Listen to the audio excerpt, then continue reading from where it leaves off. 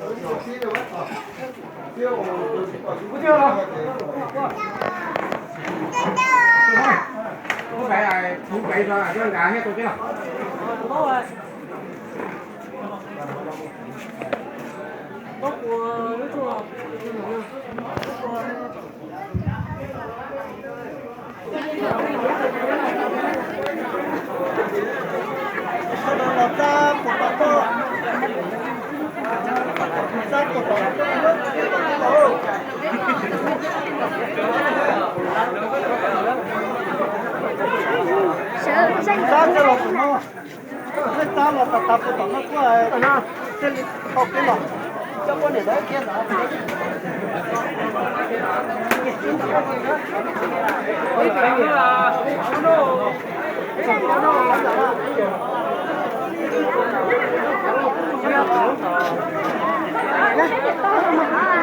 Đấy, cô bây giờ tuổi ấy. Có sống hả? Ừ. Chị không. Chị không. Nước sợi là nước tuổi. Nước sợi. Đây.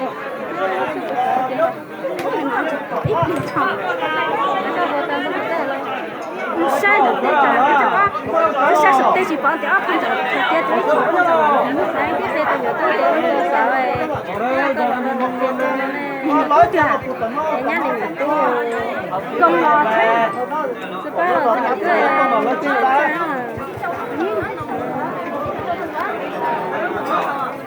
nói theo cho nó à, nó cho nó cũng nhớ chỉ tao qua sao được, tao chỉ để tao tôi nên đi vào, tao tôi mình nói cô nói tôi nên nó chưa cháu, không đâu.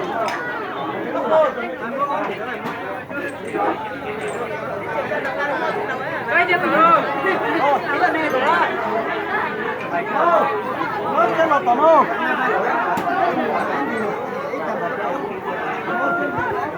Hãy subscribe cho kênh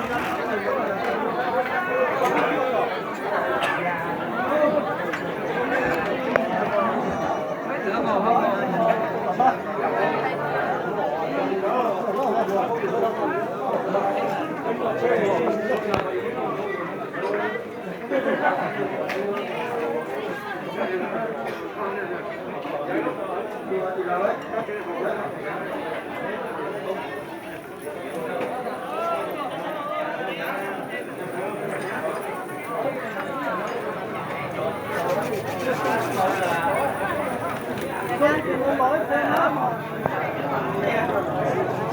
hấp dẫn.